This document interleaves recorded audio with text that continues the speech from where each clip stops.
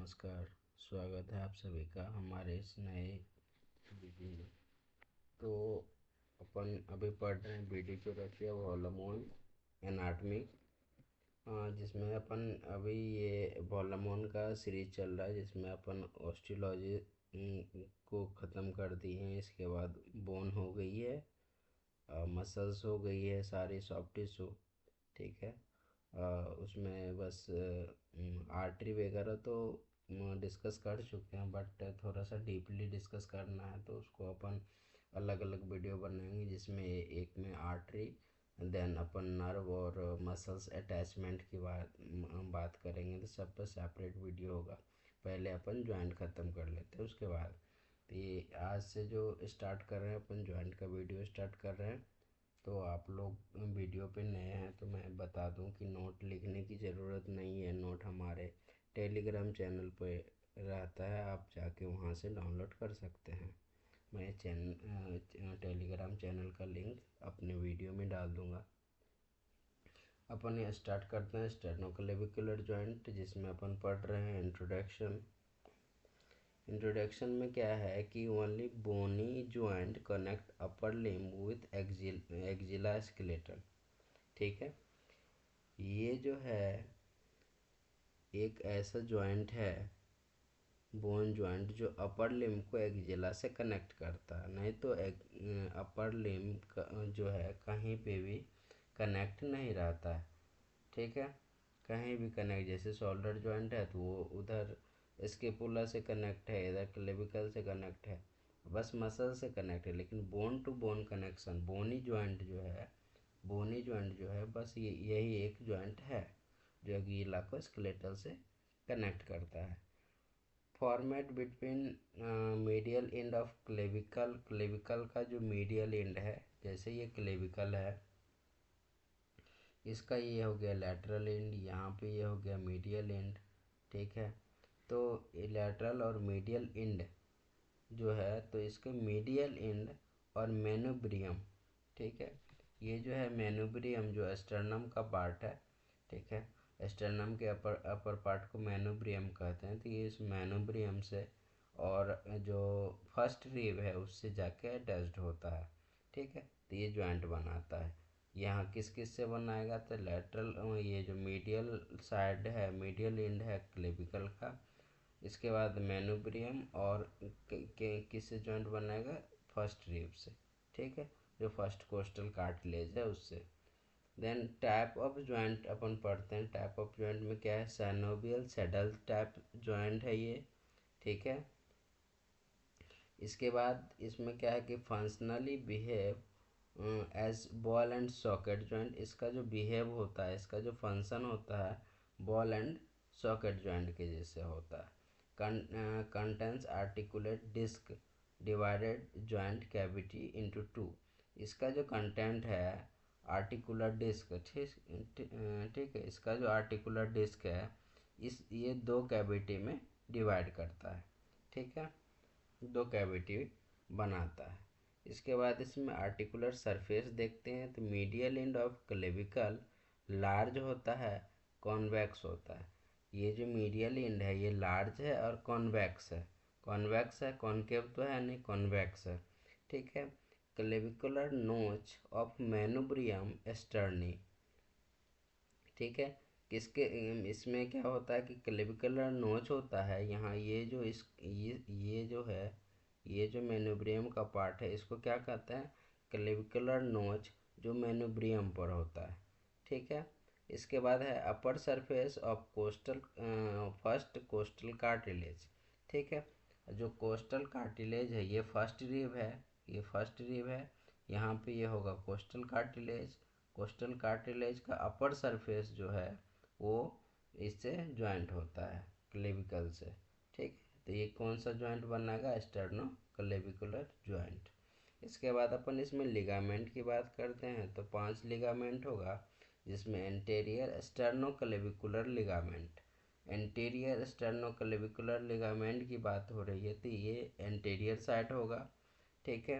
Posterior sternoclavicular ligament तो posterior side होगा clavicle से, और ये स्टर्नम तक आएगा, ठीक है। इसके बाद इंटर क्लेविकुलर लिगामेंट जो है क्लेविकल से, जैसे एक ये मान लीजिए ये लिगामेंट है, ये हो गया एंटीरियर, इसी तरह होगा पोस्टीरियर। इसके बाद इसके बीच में देखते हैं, जैसे ये है इंटर क्लेविकुलर लिगामेंट, ये जो लिगामेंट है यहाँ एक क्लेविकल यहाँ है, दूसरा क्लेविकल फिर यहाँ होगा, तो इससे जाके कनेक्ट होता है। ठीक है, तो इसको क्या कहते हैं, इंटर क्लेविकुलर लिगामेंट। इसके बाद है कोस्टोक्लेविकुलर लिगामेंट। ये क्या है, कोस्टोक्लेविकुलर लिगामेंट जो है स्ट्रॉन्ग लिगामेंट है। ठीक है, जो एलिवेशन जब अपन करते हैं मूवमेंट, इसमें क्लेविकल का जो एलिवेशन का मूवमेंट होता है, जब क्लेविकल ऊपर की तरफ जाता है तो ये क्या करता है, इसको लिमिट करके इसको पकड़ के रखता है, ज़्यादा ऊपर जाने नहीं देता। तो ये कौन सा लिगामेंट हो गया यहाँ पे, ये कौन सा लिगामेंट हो गया, कोस्टोक्लेविकुलर लिगामेंट। इसके बाद आर्टिकुलर डिस्क होगा इसमें, तो ये जो है आर्टिकुलर डिस्क है यहाँ पे। ठीक है, ये आर्टिकुलर डिस्क दिख रहा है जो फाइब्रो कार्टिलेज का होता है। ठीक है, ये जो आर्टिकुलर डिस्क है ये किसका होता है, फाइब्रो कार्टिलेज का। ठीक है, इसके बाद अपन देखते हैं कैप्सूल। कैप्सूल में है कि loose capsule attach around articular margin. ठीक है, एक लूज कैप्सूल होगा, जो ये जो है आर्टिकुलर मार्जिन। ठीक है, तो इस पे लूज कैप्सूल अटैच्ड होगा ऐसे ऐसे करके पूरा। ठीक है, strength by the sternoclavicular ligament. Sternoclavicular ligament के जो इसमें स्ट्रेंथ होता है, दो कैप्सूल आ गया। ठीक है, इसके बाद अपना अपना देखते हैं कि जो मोमेंट इसमें होगा, एलिवेशन, डिप्रेशन, प्रोट्रैक्शन, रिट्रैक्शन और एक्सियल रोटेशन।